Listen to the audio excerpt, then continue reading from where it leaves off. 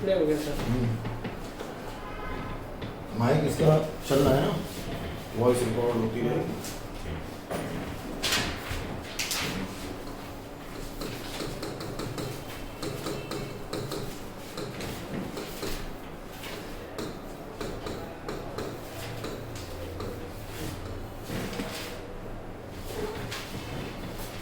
तो chemical bonding में video 1 एक पार्ट 1 हो चुका है।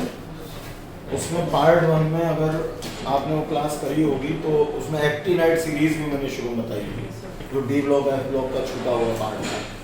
ठीक है, केमिकल बॉन्डिंग में भी मेन बातें जल्दी जल्दी हम लोग कर चुके हैं, जैसे कि मॉलिक्यूलर ऑर्बिटल थ्योरी कर चुके हैं, डाइपोल मूवमेंट कर चुके हैं, है ना। तो इस तरह से अब जो है केमिकल बॉन्डिंग में जो थोड़ा सा आपको रिवीजन आज करना है जल्दी जल्दी, वो हम लोग कर लेते हैं वेस्पर थ्योरी, जिसमें बॉन्ड एंगल वगैरह है। तो VSEPR थ्योरी, यानी इसको हम बोलेंगे वेस्पर थ्योरी। तो हम लोग जिस सीक्वेंस में वीडियो अपलोड कर रहे हैं YouTube पे, उसके अकॉर्डिंग आज का ये लेक्चर हो जाएगा डे 9, क्योंकि डे 8 तक का हुआ है, तो ये हमारा डे 9 वीडियो है। जो बच्चे केवल YouTube पे ही देख रहे हैं, क्लास नहीं कर रहे हैं, वो लोग, ये डे 9 का वीडियो है। इससे पहले डे 8 और उसके पहले के डे 1 से लेकर डे 8 तक के वीडियोस YouTube पे हैं, वो आप लोग जरूर देख लें, क्योंकि आज डे 9 है। पीछे 8 लेक्चर हो चुके हैं, तो 8 लेक्चर में काफ़ी सारी चीज़ें बताई जा चुकी हैं।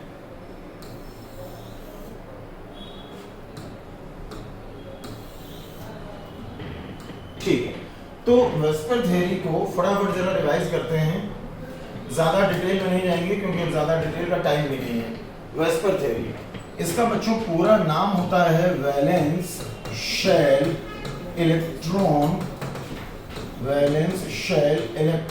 पेयर रिपल्शन और उसके बाद थ्योरी। अब ये नाम वेस्पर कैसे पड़ा, वेस्पर थ्योरी?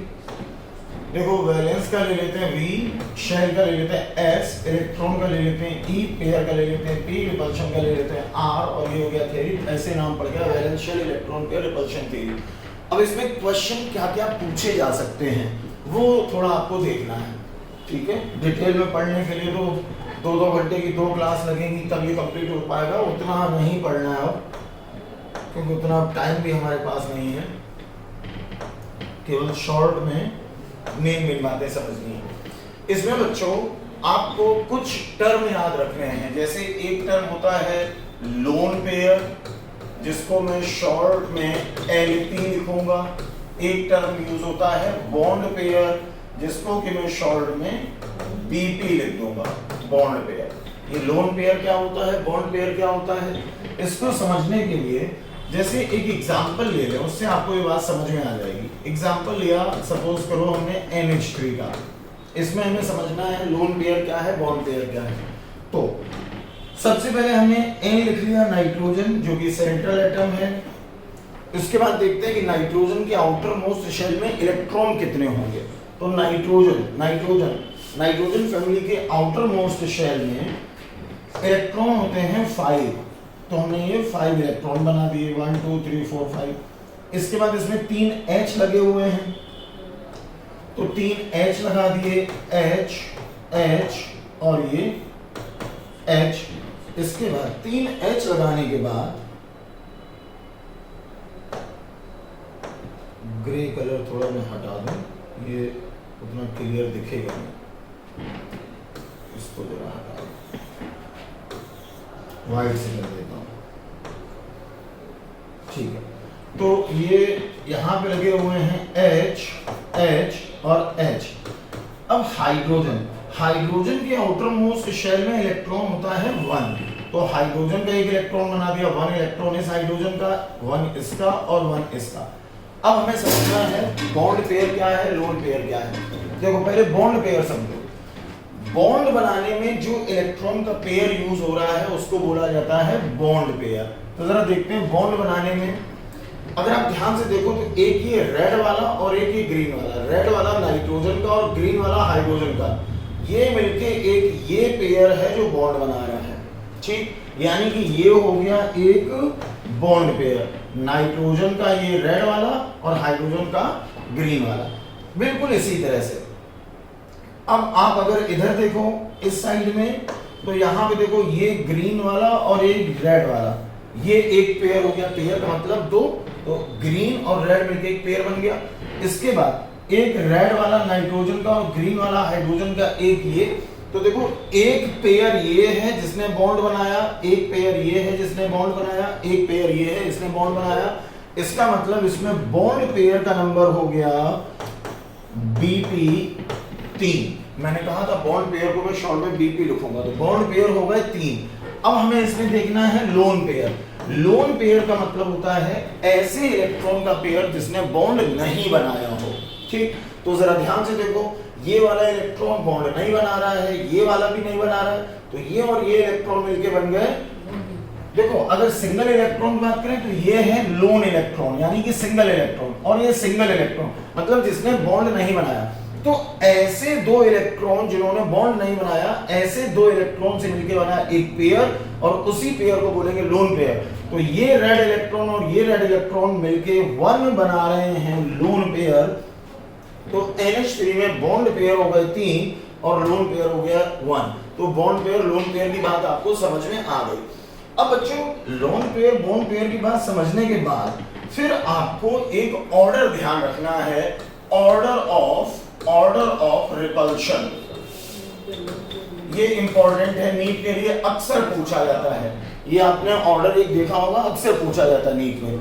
तो यहाँ पे ऑर्डर ऑफ रिपल्शन एक आपको याद रखना है। बच्चों देखो, चाहे लोन पेयर हो चाहे बॉन्ड पेयर हो, सबके बीच में रिपल्सिव फोर्स लगता है। ठीक, तो ऑर्डर ऑफ रिपल्शन जो होता है वो होता है लोन पेयर के बीच में रिपल्सिव फोर्स लगता है सबसे ज्यादा। तो मैंने लिख दिया लोन पेयर, मतलब एक तरफ लोन पेयर दूसरी तरफ लोन पेयर, तो इनके बीच में रिपल्सिव फोर्स सबसे ज्यादा लगेगा। उससे कम रिपल्सिव फोर्स लगता है lone pair and bond pair के बीच में। तो ये हो गया लोन पेयर बॉन्ड पेयर, और सबसे कम रिपल्सिव फोर्स लगता है बॉन्ड पेयर के बीच में। तो लास्ट में मैंने लिख दिया बॉन्ड पेयर और डैश लगा के बॉन्ड पेयर। ठीक, तो ये एक सीक्वेंस आपको याद रखना है। लोन पेयर में रिपल्सिव फोर्स सबसे ज्यादा, लोन पेयर बॉन्ड पेयर में उससे कम, बॉन्ड पेयर में सबसे कम। इसके बाद आपको बच्चों कुछ छोटी छोटी बातें और समझनी है, जिसमें एक टर्म हमें समझना है ज्योमेट्री क्या होती है और एक टर्म समझना है स्ट्रक्चर क्या होता है। जैसे कभी कभी क्वेश्चन में लिखा मिलेगा NH3 की ज्योमेट्री क्या है, और कभी कभी लिखा मिलेगा NH3 का शेप या स्ट्रक्चर क्या है। अगर ज्योमेट्री पूछी गई है तो आंसर अलग होगा, और शेप या स्ट्रक्चर पूछा गया है तो आंसर अलग होगा। तो ये ऑर्डर एक कंप्लीट हो गया, इसको मैं हटा देता हूं। अब आते हैं जरा, मैंने कहा कुछ टर्म यूज होंगे, जैसे एक टर्म यूज होगा ज्योमेट्री, एक टर्म यूज होगा स्ट्रक्चर, और यही आपको लिखा मिलेगा शेप। तो स्ट्रक्चर या शेप एक ही बात है, ज्योमेट्री अलग चीज है। देखो ज्योमेट्री क्या है इस बात को समझो, और जो शेप क्या है इस बात को समझो। इसको एक छोटे से एग्जांपल से समझने की कोशिश करते हैं। जैसे सपोज करो कि हम NH3 की ही बात कर रहे हैं, जो कि अभी हमने पढ़ा था। ठीक, तो NH3 हमने कैसे बनाया था, ये ऐसे बनाया था। नाइट्रोजन के आउटर मोस्ट शेल में 5 इलेक्ट्रॉन होते हैं, तो ये 5 इलेक्ट्रॉन बना दिए। इसके बाद अब इसमें 3 H लगाने थे, तो ये लग गया H और H। सबसे पहले इसका जरा हाइब्रिडाइजेशन निकालेंगे। तो हाइब्रिडाइजेशन निकालना आप सबको आता होगा। देखो जो सिंगल बॉन्ड होता है, जो डबल बॉन्ड होता है और जो ट्रिपल बॉन्ड होता है, single bond double bond triple bond में क्या क्या होता है। सिंगल बॉन्ड में होता है 1 सिग्मा, डबल बॉन्ड में होता है 1 सिग्मा 1 पाई, और ट्रिपल बॉन्ड में होता है 1 सिग्मा एंड 2 पाई। ठीक, हाइब्रिडाइजेशन निकालते टाइम केवल सिग्मा बॉन्ड काउंट होते हैं, कभी भी पाई बॉन्ड काउंट नहीं करे जाते। तो सिंगल बॉन्ड में एक सिग्मा, सिंगल बॉन्ड में एक सिग्मा, सिंगल बॉन्ड में एक सिग्मा। और हाइब्रिडाइजेशन निकालने में सिग्मा बॉन्ड के साथ लोन पेयर काउंट करना जरूरी होता है। तो इसमें देखो 1 2 3, इसमें आ गए 3 सिग्मा प्लस 1 आया है लोन पेयर। जो बच्चे वीडियो देख रहे हैं YouTube पे और उनको ये समझ में नहीं आ रहा है कि ये सिग्मा बॉन्ड और लोन पेयर ये क्यों जोड़े, क्या किया, तो ये कोई नॉर्मल क्लास नहीं है, नीट के पहले की रिवीजन क्लास है। और ये क्लास ऐसे बच्चों के लिए हो रही है जिनकी पूरी तैयारी कंप्लीट है, केवल लास्ट में जिनको रिवाइज करना है। जिन बच्चों को डिटेल में पढ़ना है उनके लिए ये वीडियो नहीं है, डिटेल के लिए केमिकल बॉन्डिंग का वीडियो अलग बनेगा। तो ये केवल रिवीजन वालों के लिए है और उन रिवीजन वालों के लिए है जिन्हें पूरी उम्मीद है कि उनके मार्क्स 650 के आसपास आएंगे ही आएंगे, 650 से ऊपर ही जाएंगे, 650 से नीचे नहीं जाएंगे। तो ऐसे बच्चों के लिए रिवीजन है। तो जिन्हें केमिकल बॉन्डिंग की ABCD भी नहीं आती वो वीडियो देख देख के बोर आना नहीं। ठीक भाई, मैं सोचूं अरे ये 3 सिग्मा 1 लोन पेयर कहाँ से आ गया, ये टीचर कैसा पढ़ा रहा है। तो अच्छा अगर पढ़ना है तो वो अलग वीडियो बनेगा, वो डिटेल में पढ़ाने का। ये केवल रिवीजन है और वो भी उन बच्चों का जो मैंने कहा जिनके नीट में 650 से ज्यादा ही मार्क्स आएंगे, उन बच्चों का रिवीजन हो रहा है। तो 3 sigma plus 1 lone pair total आ गया 4। और आप लोग को पता है 4 से क्या बनता है, sp3। तो हाइब्रिडाइजेशन हो गया sp3। अब बच्चों NH3 के एग्जाम्पल से ही हमें समझना है ज्योमेट्री क्या है, स्ट्रक्चर या शेप क्या है। एक बात ध्यान से सुनना, जो हाइब्रिडाइजेशन होता है उस हाइब्रिडाइजेशन में 0 लोन पेयर के अकॉर्डिंग जो भी शेप बनता है उसको बोला जाता है ज्योमेट्री, लेकिन लोन पेयर के अकॉर्डिंग जो बनता है उसको बोला जाता है स्ट्रक्चर और शेप। जैसे अगर हम sp3 में देखें तो बच्चों sp3 में 3 कंडीशन होती हैं। sp3 में अगर 0 लोन पेयर है, ये मैंने लिख दिया 0 लोन पेयर, तो ये होता है टेट्राहेड्रल। आप सबको पता होगा, ठीक, टेट्राहेड्रल। इसके बाद sp3 में अगर 1 लोन पेयर होता है तो 1 लोन पेयर में ही होता है ट्राइगोनल प्लेनर, ट्राइगोनल प्लेनर। और अगर sp3 में 2 लोन पेयर होते हैं, यही 3 कंडीशंस होते हैं, तो ये होता है बच्चों बेल्ट शेप, इसी को एंगुलर शेप भी कहा जाता है। आप सबको पता होगा ये, ठीक। अब जरा ध्यान से सुनो ज्योमेट्री का मीनिंग क्या है और शेप स्ट्रक्चर उसका मीनिंग क्या है। ध्यान से सुनना, ये आया sp3। तो sp3 में देखो 0 लोन पेयर अगर होता तो sp3 में क्या बनता, टेट्राहेड्रल। तो जो भी हाइब्रिडाइजेशन है उसमें 0 लोन पेयर के अकॉर्डिंग जिस तक जो मैंने लिखा है वो तो होता है ज्योमेट्री, लेकिन लोन पेयर के अकॉर्डिंग जो है वो होता है उसका स्ट्रक्चर। इसका मतलब अगर हम NH3 की बात करेंगे तो NH3 में ज्योमेट्री आप बताओगे, ज्योमेट्री तो इसकी हो गई बच्चों टेट्राहेड्रल। बात समझ में आई, ज्योमेट्री हो गई टेट्राहेड्रल। लेकिन बच्चों स्ट्रक्चर की अगर बात करी जाए तो इसका स्ट्रक्चर आप टेट्राहेड्रल नहीं बताओगे, स्ट्रक्चर आपको बताना है इसमें जो लोन पेयर थे उनके अकॉर्डिंग। देखो लोन पेयर कितना था इसमें, 1। तो sp3 में 1 लोन पेयर, sp3 में 1 लोन पेयर में क्या बनता है, ट्राइगोनल प्लेनर। तो स्ट्रक्चर इसका सॉरी यहाँ पे एक गड़बड़ी हो रही है बच्चों और आप लोग भी टोक नहीं रहे हो मुझको। ट्राइगोनल प्लेनर नहीं, ट्राइगोनल पिरामिडल। तो यहाँ पे ये गलती हो रही है और आप लोग भी बता नहीं रहे हो, बस यस सर बोले जा रहे हो। तो इसको भाई करेक्ट कर लो। ये हो गया। आप में से जिन बच्चों ने पहले से स्क्रीनशॉट ले लिया हो, देखते ही कुछ बच्चों को बड़ी जल्दी होती है, स्क्रीनशॉट ले लो फटाफट। तो स्क्रीनशॉट अगर लिया हो तो उस स्क्रीनशॉट को डिलीट कर देना, क्योंकि ये गलती से नाम गलत लिख गया था, इसको मैं सही कर रहा हूं। ये ट्राइगोनल प्लेनर नहीं बच्चों, ट्राइगोनल पिरामिडल होता है, ठीक। तो 1 लोन पेयर के केस में ट्राइगोनल पिरामिडल ये होता है, तो स्ट्रक्चर तो इसका हो जाएगा ट्राइगोनल पिरामिडल, ट्राइगोनल पिरामिडल। तो ज्योमेट्री हो गई इसकी टेट्राहेड्रल, जबकि स्ट्रक्चर हो गया ट्राइगोनल पिरामिडल। बात समझ में आ गई होगी, ठीक। जैसे इतनी बात अगर समझ में आई है तो फटाफट मैं आपको एक क्वेश्चन यहीं पे और करवा देता हूं ताकि आपको ज्योमेट्री और स्ट्रक्चर में कोई कंफ्यूजन ना हो। जैसे सपोज करो आपसे एग्जाम में पूछ लिया जाए XEF4 के बारे में, और ये भी रिसेंटली 1-2 साल पहले XEF4 आया भी है। XEF4 की ज्योमेट्री पूछी गई थी और ऑप्शंस में एक इसका स्ट्रक्चर भी लिखा था। बहुत सारे बच्चे स्ट्रक्चर को आंसर बता के चले आए थे। तो XEF4 देखो बच्चों, जब आप इसको सॉल्व करोगे XEF4 को, तो XE नोबल गैस है, रेयर गैस है, इनर्ट गैस है, जीरो ग्रुप में आता है, और जो लोग जीरो ग्रुप में होते हैं उनके आउटर मोस्ट शेल में 8 इलेक्ट्रॉन होते हैं, 8 इलेक्ट्रॉन। हीलियम में 2 इलेक्ट्रॉन होते हैं, हीलियम के अलावा बाकी लोगों में 8 इलेक्ट्रॉन होते हैं। तो सबसे पहले तो इसके आउटर मोस्ट शेल के इलेक्ट्रॉन बनाएंगे, 8 इलेक्ट्रॉन बनाए, 1 2 3 4 5 6 7 8। ठीक, अब इसमें 4 F लगे हैं, तो जल्दी से जरा 4 F लगा देते हैं। ये हमने लगा दिया F F F और F। पहले इसका हाइब्रिडाइजेशन बच्चों पता करो। तो हाइब्रिडाइजेशन पता करने के लिए सिग्मा सिग्मा सिग्मा सिग्मा, इसमें आ रहे हैं 4 सिग्मा प्लस लोन पेयर, एक लोन पेयर ऊपर एक नीचे, 2 लोन पेयर आए, 4 sigma plus 2 loan pair, total आया 6, और 6 से क्या बनेगा sp3d2, यही तो बना। अब आपको sp3d2 में इसका पता करना है, इसकी ज्योमेट्री पता करनी है एंड इसका स्ट्रक्चर पता करना है। तो देखो बच्चों sp3d2 में होता क्या है वो मैं यहां पे लिखे दे रहा हूं।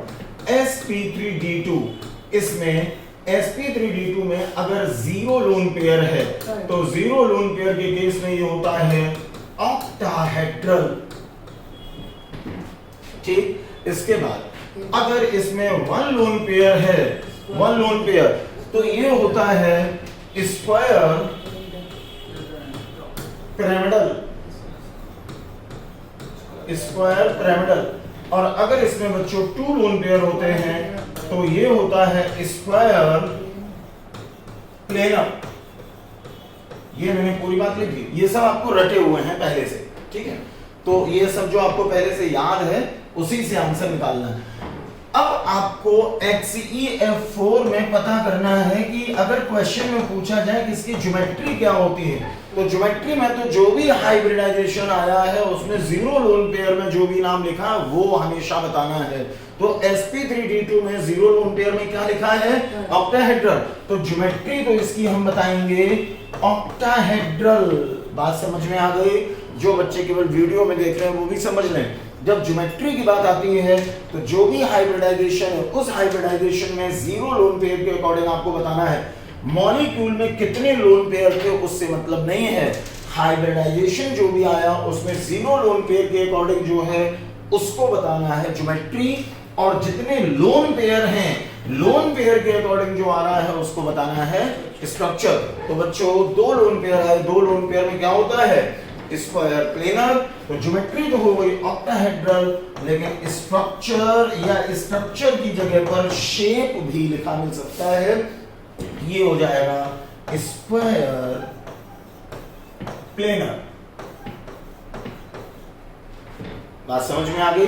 ठीक, तो बच्चों इस तरह से ज्योमेट्री, स्ट्रक्चर, शेप, ये बात आपको समझ में आ गई है।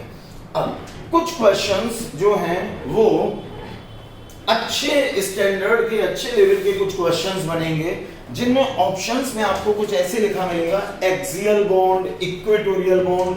तो ये एक्सियल बॉन्ड, इक्वेटोरियल बॉन्ड, ये सब क्या होंगे वो हमें थोड़ा सा समझना है। तो मैं जरा नेक्स्ट पेज पे आ जाता हूं फटाफट। देखो बच्चों, हाइब्रिडाइजेशन जो है वो कौन कौन से हाइब्रिडाइजेशन होते हैं। हाइब्रिडाइजेशन sp3d3 हो सकता है, sp3d2 हो सकता है, sp3d हो सकता है, sp3 हो सकता है, sp2 हो सकता है, या फिर sp हो सकता है। ठीक है, अगर मैं इनकी ज्योमेट्री की बात करूं तो ज्योमेट्री इनकी मैं ऊपर लिखे दे रहा हूं। ज्योमेट्री का मतलब होता है 0 लोन पेयर के केस में, अभी अभी बता चुका हूं ना ज्योमेट्री। तो sp3d2, जो sp3d2 है, मैंने ज्यादा ऊपर लिख दिया, थोड़ा नीचे कर दिया उसको।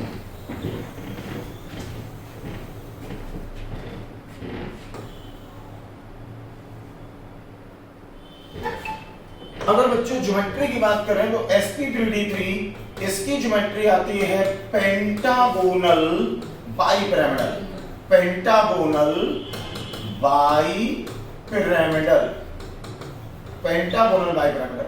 sp3d2 इसकी ज्योमेट्री आती है ऑक्टाहेड्रल। इसके बाद sp3d इसकी ज्योमेट्री आती है ट्राइगोनल बाइपिरामिडल, ट्राइगोनल बाइपिरामिडल।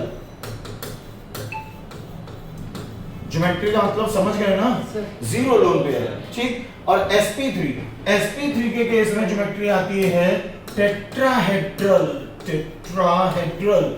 इसके बाद sp2 इसकी ज्योमेट्री आती है ट्राइगोनल प्लेनर, ट्राइगोनल प्लेनर। और जो sp है, sp के केस में चाहे ज्योमेट्री बोलो चाहे स्ट्रक्चर बोलो सब एक ही बात है, ठीक है। इसकी ज्योमेट्री, स्ट्रक्चर, शेप कुछ भी बोलो, सब कुछ इसमें होता है लीनियर। तो ये तो ज्योमेट्री हो गई। अब लोन पेयर के केस में जो स्ट्रक्चर होते हैं वो पूरा एक डिटेल चार्ट आप सबको रटा हुआ है, उसको बताने की जरूरत नहीं है, ठीक है। ये मैंने ज्योमेट्री बता दी। मुझे बताना था यहाँ पे आपको एक्सियल बॉन्ड क्या होता है एंड इक्वेटोरियल बॉन्ड क्या होता है। तो मैंने बच्चों दो नाम यहाँ पे यूज करे हैं, कौन कौन से। एक नाम मैंने बोला एक्सियल बॉन्ड,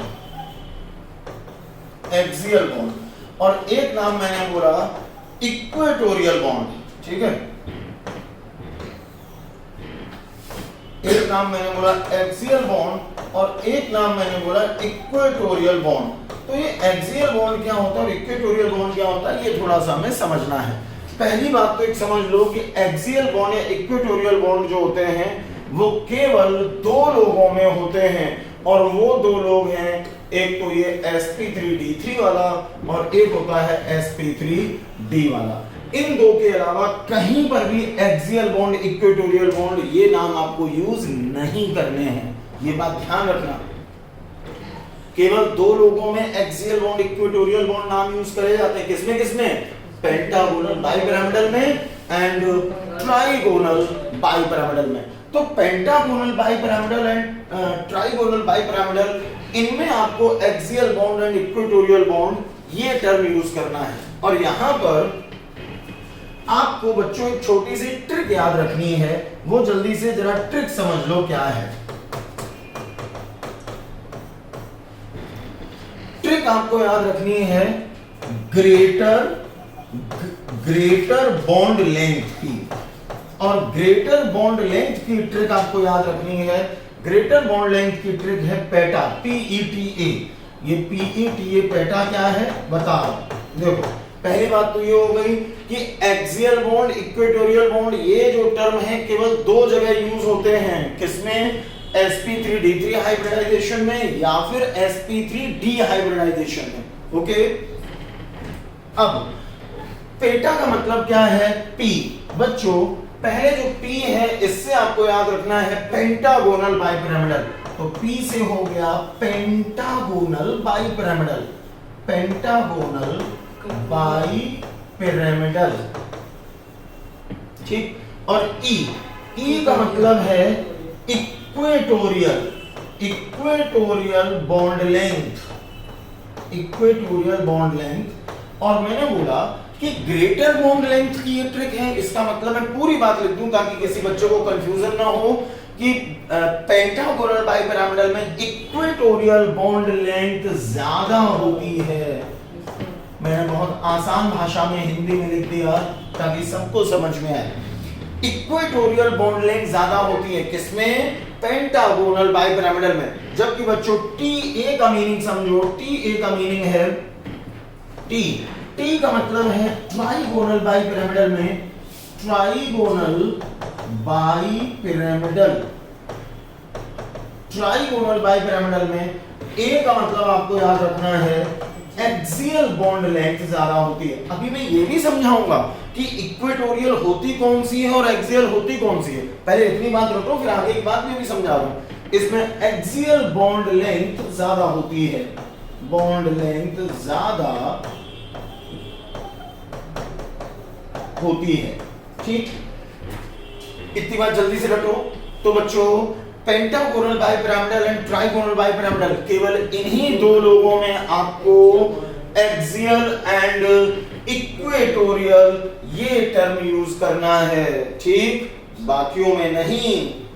फटाफट कंप्लीट करो। हो गया। अब बच्चों हमें ये समझना है कि ये इक्वेटोरियल और एक्सियल बॉन्ड होते कौन से हैं, तो ध्यान से सुनना। जो ये नाम है pentagonal bipyramidal and trigonal bipyramidal, इन नामों में जो पहले आया है वो होता है इक्वेटोरियल बॉन्ड, और जो बाद में आया है वो होता है एक्सियल बॉन्ड। जो पहले आया है वो होता है इक्वेटोरियल। जरा ध्यान से देखो, ये नाम है पेंटागोनल, पेंटागोनल, और फिर आया बाइपिरामिडल। तो पेंटा का मतलब होता है 5 और बाई का मतलब होता है 2।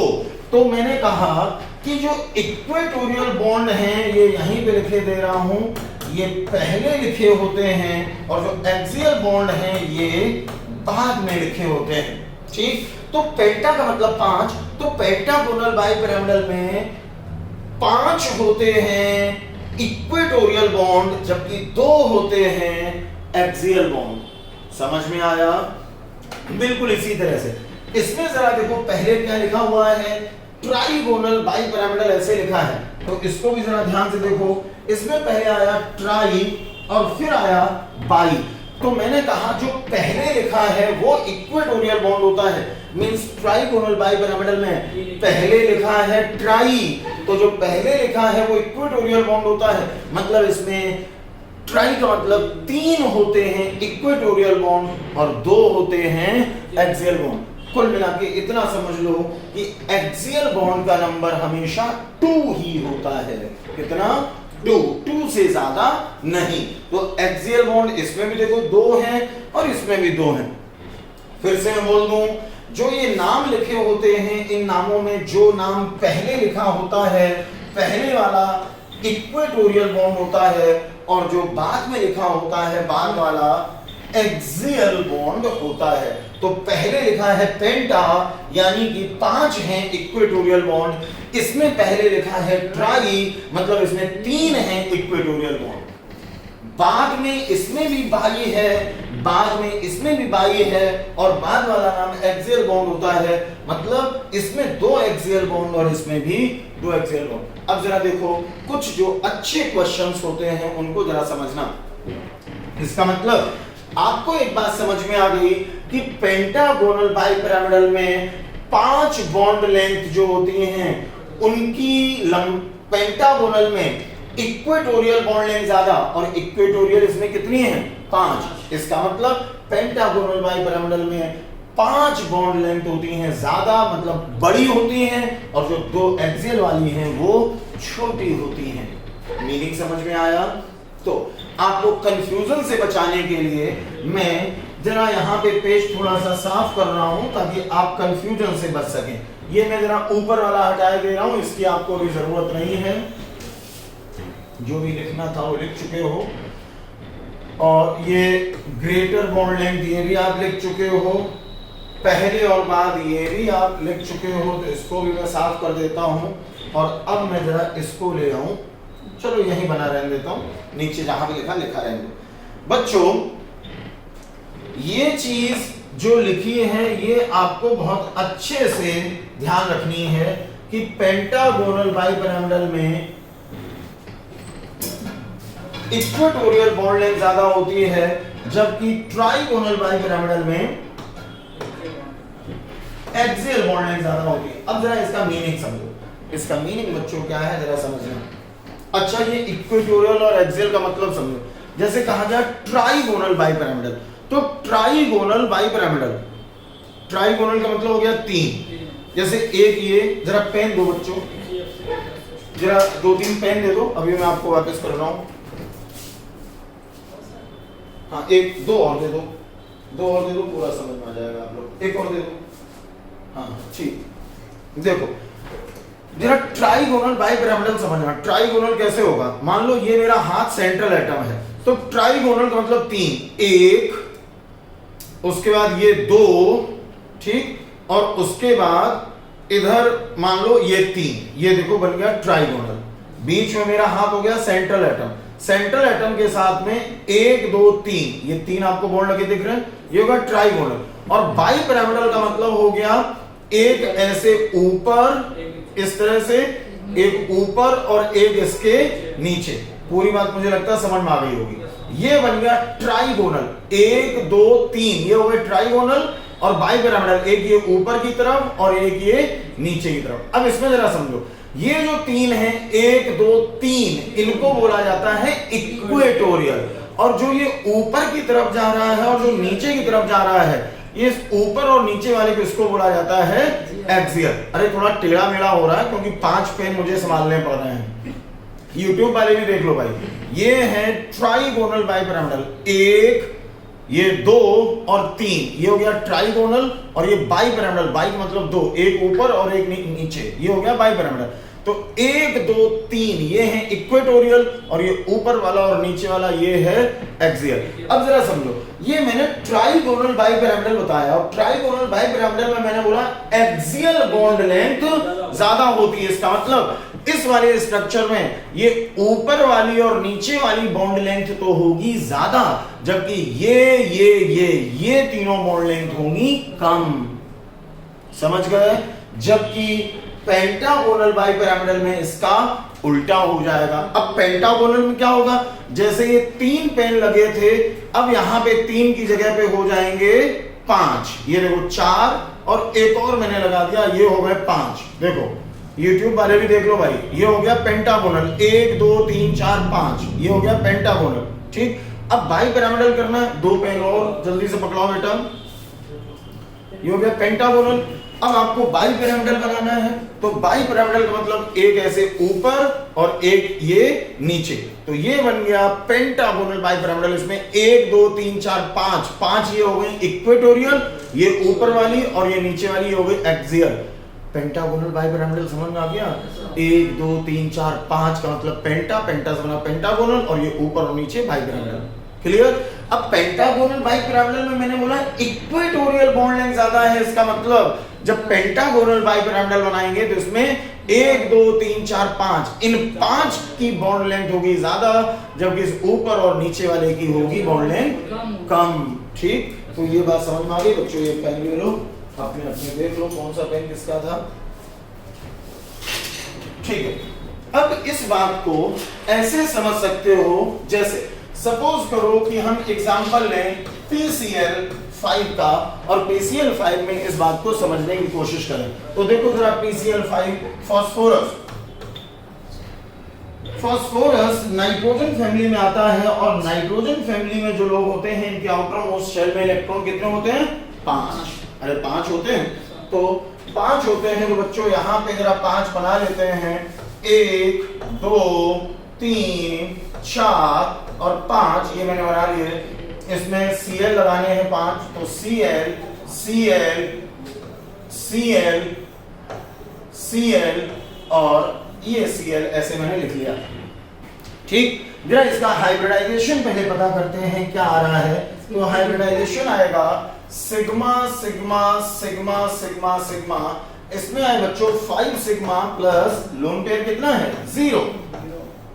0 लोन पेयर, टोटल आया 5 और 5 से क्या आया? sp3d। और बच्चों sp3d में 0 लोन पेयर आया, इसका मतलब sp3d में 0 लोन पेयर। अभी थोड़ी देर पहले मैंने बताया था आपको क्या होता है, ट्राइगोनल बाइपिरामिडल। तो एक बात समझ में आ गई कि ये होगा कैसा, ये होगा बच्चों ट्राइगोनल, यहीं पे लिखे दे रहा हूं, ट्राइगोनल बाइपिरामिडल। अब जरा समझो थ्योरेटिकल क्वेश्चंस कैसे बन सकते हैं इसमें।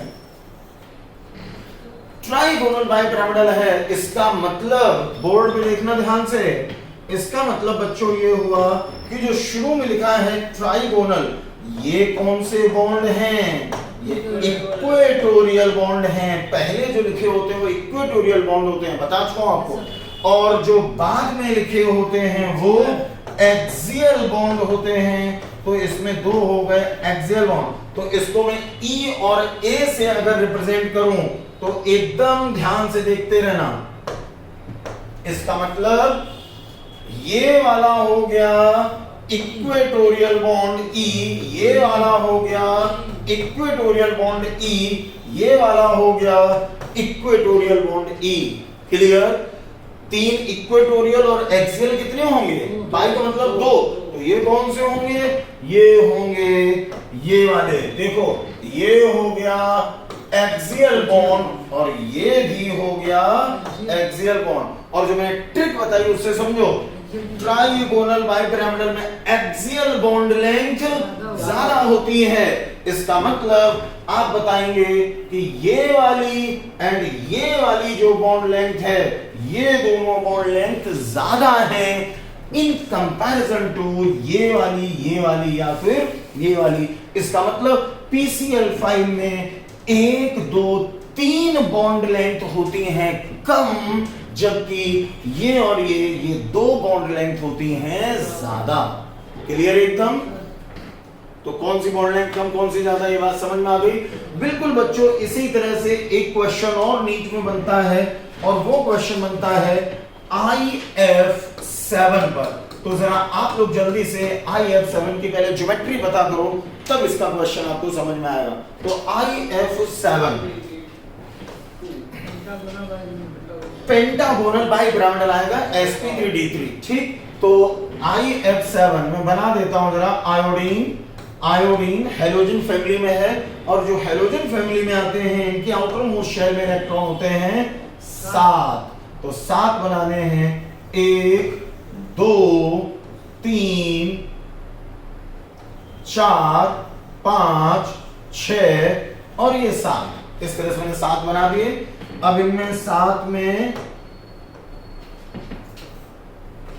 1F 2F 3F 4F और ये 5F और उसके बाद 2 और लगाने हैं। तो इसके बाद 1F ये और 1F ये। कलर मैंने जानबूझ के चेंज किया है आपको समझाने के लिए। देखो बच्चों, यहां पे आपको पहले हाइब्रिडाइजेशन पता करना है। तो हाइब्रिडाइजेशन पता करने के लिए sigma bond and lone pair देखो, तो sigma sigma sigma sigma sigma sigma sigma, इसमें आ रहे हैं 7 sigma plus 0 lone pair. Total आ गया कितना? 7 से आया sp3d3 और sp3d3 में 0 लोन पेयर ज्योमेट्री क्या होगी? Pentagonal bipyramidal. आपको पता चल गया ये है pentagonal bipyramidal, pentagonal bipyramidal. Clear एकदम? अब पेंटागोनल बाइपिरामिडल ये आपको पता चल गया। इसका मतलब ये हुआ कि इसमें बच्चों पेंटागोनल शुरू में जो लिखा है वो होता है इक्वेटोरियल बॉन्ड और जो बाद में लिखा होता है वो मैं बता चुका हूं क्या होता है? Axial bond. इसका मतलब इसमें 5 हैं इक्वेटोरियल बॉन्ड और 2 हैं एक्सियल बॉन्ड। ओके, तो 5 हैं इक्वेटोरियल। तो ये इक्वेटोरियल कौन से होंगे? 5। देखो जो मैंने येलो वाले बनाए हैं इनको आप इक्वेटोरियल अगर मान लो तो देखो 1 2 3 4 ये 5 जो येलो वाले बनाए उनको समझ लो इक्वेटोरियल। और एक्सियल हैं 2, जो मैंने ग्रीन वाले 2 बनाए हैं, एक ये और एक ये, इनको मान लो ये हैं एक्सियल। क्लियर? अब देखो बच्चों, इसमें मैंने जो ट्रिक बताई उसके अकॉर्डिंग पेंटागोनल बाइपिरामिडल में इक्वेटोरियल बॉन्ड लेंथ ज्यादा होती है। तो इक्वेटोरियल बॉन्ड लेंथ ज्यादा, इसका मतलब ये हो गया कि इसमें जो येलो वाले मैंने बॉन्ड बनाए हैं 1 2 3 4 5, ये येलो वाले बॉन्ड की बॉन्ड लेंथ होगी ज्यादा, जबकि जो ग्रीन वाले बनाए हैं मतलब जो एक्सियल बनाए हैं इनकी बॉन्ड लेंथ होगी कम। यानी कि IF7 में 5 IF बॉन्ड की बॉन्ड लेंथ होती है ज्यादा, 2 IF बॉन्ड की बॉन्ड लेंथ होती है कम। क्लियर हो गया? तो इस तरह के क्वेश्चंस में भी आपको दिक्कत नहीं आनी चाहिए। यही 2 मेन क्वेश्चन हैं, एक PCl5 का है और एक IF7 का है जो आपके एनसीईआरटी में है और ये इस पे क्वेश्चंस कई बार पूछे गए हैं। फिर बच्चों एक आपको समस्या आ सकती है बॉन्ड एंगल के क्वेश्चन में कि किसमें बॉन्ड एंगल ज्यादा होगा और किसमें बॉन्ड एंगल कम होगा। तो जल्दी से जरा बॉन्ड एंगल फटाफट देख लेते हैं। देखो बॉन्ड एंगल किसमें कम किसमें ज्यादा। वैसे आप पूरा डिटेल में पढ़ चुके हो, तो बॉन्ड एंगल के लिए 2 घंटे की पूरी एक क्लास चाहिए, तब आपको अच्छे से ये समझ में आता है। लेकिन 2 घंटे की क्लास की जगह पे 5 मिनट में केवल आपको फटाफट रिवाइज करवा दे रहा हूँ। देखो, बॉन्ड एंगल निकालते टाइम हमें 4 बातें देखनी होती हैं, और ये 4 बातें कौन कौन सी हैं? वो 4 बातें आपको एक सीक्वेंस देखनी। सबसे पहले हमें देखना होता है हाइब्रिडाइजेशन। क्या देखना होता है? हाइब्रिडाइजेशन। दूसरे नंबर पे हमें देखना होता है lone pair on central atom. CA का मतलब यहाँ पे सेंट्रल एटम है। तीसरे नंबर पे हमें देखना होता है इलेक्ट्रोनेगेटिविटी ऑफ सेंट्रल एटम, और चौथे नंबर पे हमें देखना होता है इलेक्ट्रोनेगेटिविटी ऑफ सराउंडिंग एटम। तो सबसे पहले देखते हैं हाइब्रिडाइजेशन, फिर देखते हैं lone pair on central atom, फिर देखते हैं इलेक्ट्रोनेगेटिविटी ऑफ सेंट्रल एटम, और फिर देखते हैं इलेक्ट्रोनेगेटिविटी ऑफ सराउंडिंग एटम। अब इसमें तरीका क्या है? तरीका ये है कि आप एक नॉर्मल सी बात, एक सिंपल सी बात याद रखो कि बॉन्ड एंगल जब आप हाइब्रिडाइजेशन से निकालोगे तो sp में बताना सबसे ज्यादा और इसी के बराबर बताना। इस सिंबल का मतलब समझो, sp सबसे ज्यादा, और यही मैंने बोला इसी के बराबर बताना sp3d में अगर 3 लोन पेयर आ रहे हैं, sp3d में अगर 3 लोन पेयर आ रहे हैं, तो sp3d में 3 लोन पेयर, ये और एक आपको याद रखना है, इनमें हो गया सबसे ज्यादा, उससे कम बताना sp2, उससे कम बताना sp3। ये एक सिंपल सी बात याद रखो। इतनी बात से किसका सबसे ज्यादा होगा वो तो हिंट आपको केवल इतने सीक्वेंस से ही समझ में आ जाता है। ठीक, तो ये तो हो गया हाइब्रिडाइजेशन की बात। इसके बाद बच्चों lone pair, electronegativity of central atom and electronegativity of surrounding atom. यहां पे एक बात समझ लो, वो ये कि केवल इलेक्ट्रोनेगेटिविटी ऑफ सेंट्रल एटम ये तो होता है directly proportional to bond angle, यानी कि इलेक्ट्रोनेगेटिविटी ऑफ सेंट्रल एटम जितनी ज्यादा बॉन्ड एंगल उतना ही होगा ज्यादा। इसके अलावा बाकी जो भी हैं वो जितने होंगे कम, बॉन्ड एंगल उतना ज्यादा होगा, यानी कि lone pair on central atom जितने कम, बॉन्ड एंगल उतना ही ज्यादा। इलेक्ट्रोनेगेटिविटी ऑफ सराउंडिंग एटम जितनी कम, बॉन्ड एंगल उतना ही ज्यादा। केवल इलेक्ट्रोनेगेटिविटी ऑफ सेंट्रल एटम मैंने कहा ऐसा है कि इलेक्ट्रोनेगेटिविटी ऑफ सेंट्रल एटम जितना ज्यादा, बॉन्ड एंगल उतना ही ज्यादा होगा। अब जैसे एक क्वेश्चन देखते हैं, और ये हाइब्रिडाइजेशन में इतनी बात याद रखना। जैसे सपोज करो हमारे पास कुछ लोग हैं जिनके बारे में हमें पता करना है कि बॉन्ड एंगल का सही सीक्वेंस क्या आएगा। जैसे एक है हमारे पास CO2,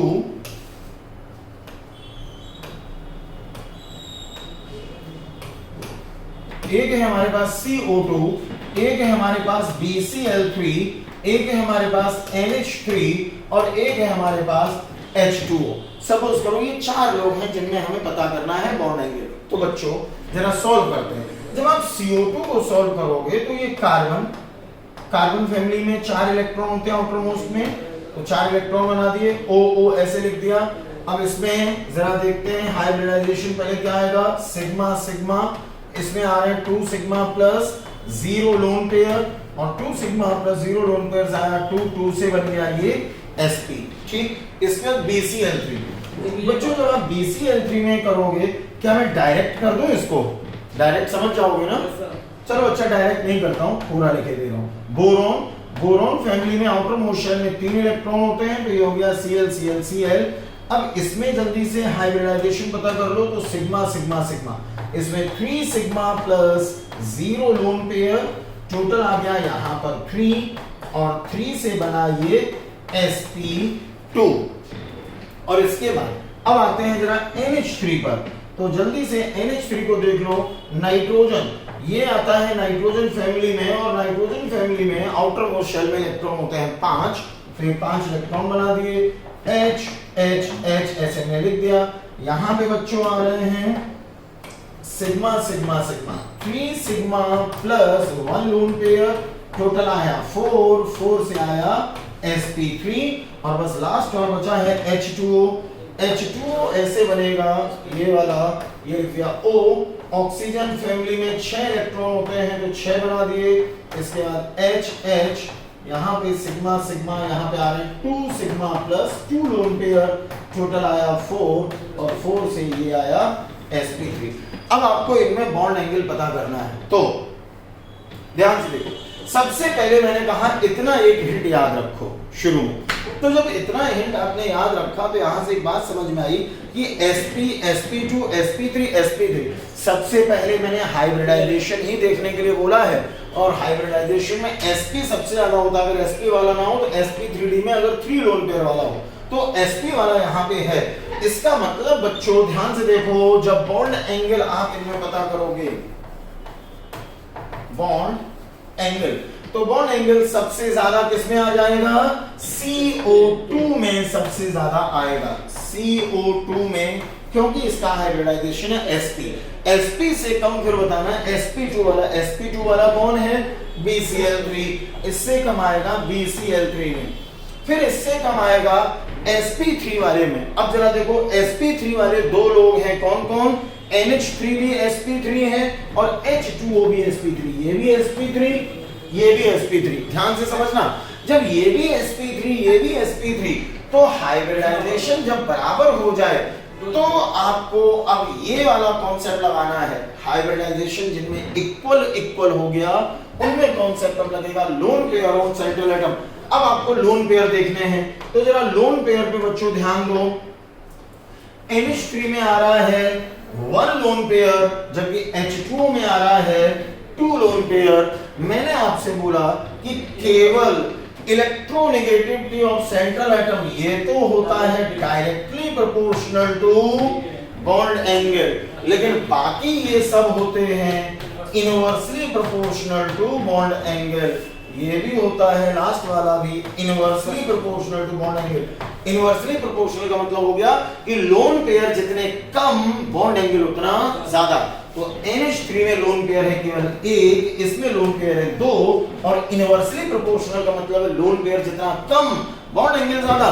तो लोन पेयर कम है 1, ये किसमें है, NH3 में। तो NH3 एंड H2 में किसमें बॉन्ड एंगल ज्यादा होगा, NH3 में ज्यादा होगा। तो इससे कम हम बता देंगे NH3 और सबसे कम हम बता देंगे H2O। तो ये जो मैंने तरीका बताया है इसके अकॉर्डिंग आप लोग बॉन्ड एंगल के क्वेश्चंस कर सकते हैं। बाकी आप डिटेल में पढ़ ही चुके हैं, रिवीजन के लिए इतना पर्याप्त था। तो फिर अभी इतना ही रखते हैं बच्चों। आपको वेस्पर थ्योरी में इससे ज्यादा और कोई क्वेश्चन बनते नहीं, या तो ज्योमेट्री पूछी जाती है या स्ट्रक्चर शेप पूछा जाता है, वो मैंने समझा ही दिया है, ठीक है, या फिर वो एक्सियल इक्वेटोरियल के बारे में पूछा जाता है, वो मैंने आपको बता दिया है, और बॉन्ड एंगल इस तरह से आप निकाल सकते हो। अच्छा, यहाँ पे एक बात याद रखनी थी, एक क्वेश्चन इस तरह से भी पूछा जाता है, 4 ऑप्शन दिए होंगे और पूछेंगे इनमें से कौन ऐसा है जिसमें सारी बॉन्ड लेंथ इक्वल नहीं होती, या कौन ऐसा है जिसमें सारे बॉन्ड इक्वल नहीं होते। तो अगर ऐसा कोई क्वेश्चन पूछा जाए तो बच्चों सारे बॉन्ड इक्वल नहीं होते, अगर इस तरह से बोला गया है तो ये बातें, अच्छा वो मैंने शायद साफ कर दिया था, कोई बात नहीं।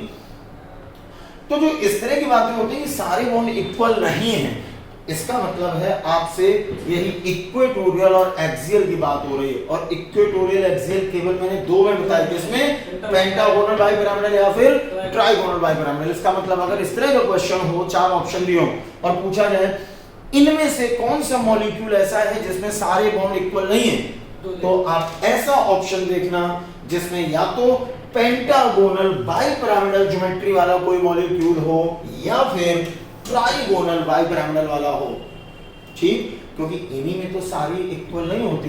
पेंटागोनल बाइपिरामिडल में इक्वेटोरियल वाली ज्यादा होती है, जबकि ट्राइगोनल बाइपिरामिडल में एक्सियल वाली ज्यादा होती है। सारी बॉन्ड लेंथ तो इक्वल होती नहीं है।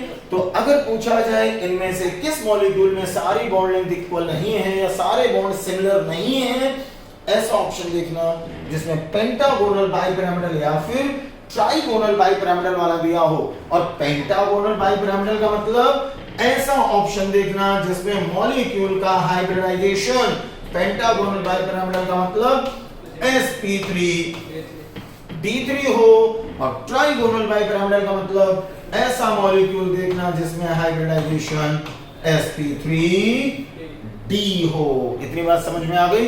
ठीक, तो आज का रिवीजन इतना ही रखो, बाकी आप लोग अपना घर पे जैसे पढ़ते रहो, एग्जाम में टाइम बहुत कम बचा है। ठीक, इस टाइम में ज्यादा से ज्यादा जितना आप पढ़ सकते हो पढ़ाई करो, लेकिन भैया नींद पूरी लेते रहना। कम से कम 6 घंटे तो नींद लेनी ही लेनी है आपको। 6 घंटे से कम अगर आप सो रहे हो तो आप अपने ऊपर अत्याचार कर रहे हो। 6 घंटे सोना ही सोना है, क्योंकि अगर आप मान लो 2-3 घंटे केवल सो रहे हो और पढ़ाई कर रहे हो तो कहने को आप 12, 13, 14 घंटे पढ़ाई कर रहे हो, लेकिन वो इफेक्टिव पढ़ाई नहीं है। लेकिन अगर 6 घंटे 7 घंटे की नींद लेने के बाद पढ़ोगे तो आप भले ही 5 घंटे पढ़ो, लेकिन 5 घंटे में भी आप 10 घंटे के बराबर पढ़ सकते हो। हाँ, आप क्या पूछ रहे हो बेटा? इसके बाद क्वेश्चन का बोर्ड का होगा नहीं, अभी नहीं करवाया, वो नेक्स्ट उसमें करवा देंगे। इसके बाद हाँ, इसके बाद करवा देंगे। ठीक है, तो नींद प्रॉपर लेते रहो, क्योंकि अब टाइम ज्यादा नहीं बचा है। दूसरा, मच्छर भैया बहुत है इस टाइम, तो मच्छरों से बचाव रखना, क्योंकि एग्जाम में 20 दिन बचे हैं और इन 20 दिन में किसी भी तरह का सर्दी, जुकाम, बुखार, डेंगू, मलेरिया ये आपको नहीं होना चाहिए। तो मच्छरों से बचाव रखो। घर में जो ऑल आउट वगैरह होता है वो सब लगा के रखो। फुल कपड़े पहनो, ताकि कम से कम एग्जाम तक किसी भी तरह की कोई समस्या शरीर में ना आए। और ऐसा कतई मत करना कि एकदम गर्मी में जा रहे हो और जाते जाते एकदम ठंडी कोल्ड ड्रिंक पी ली, जुकाम खाम हो जाए फालतू में। अगर एक दिन भी जुकाम बुखार में बर्बाद हुआ तो बाकी बच्चों से बहुत पिछड़ जाओगे, क्योंकि ये लास्ट टाइम जो है, इसमें अपना शरीर बीमार नहीं होने देना। ठीक है, बाजार की खुली चीजें तो कतई नहीं खानी है, सिंपल सा घर का खाना खाओ। बहुत कुछ खाने का मन करे तो किसी ऐसी जगह से खाना जहां पे आपको पता हो यहाँ पे साफ सफाई रहती है। अदरवाइज अगले 20 दिन तक अपने आप को बहुत अच्छे से आपको रखना। ठीक बच्चों, all the best, ta-ta bye bye, जा सकते हो आप लोग, लव यू। मिलते हैं अगले टर्म पे और तब कुछ और रिवाइज कर लेंगे। ठीक बच्चों, ऑल द बेस्ट।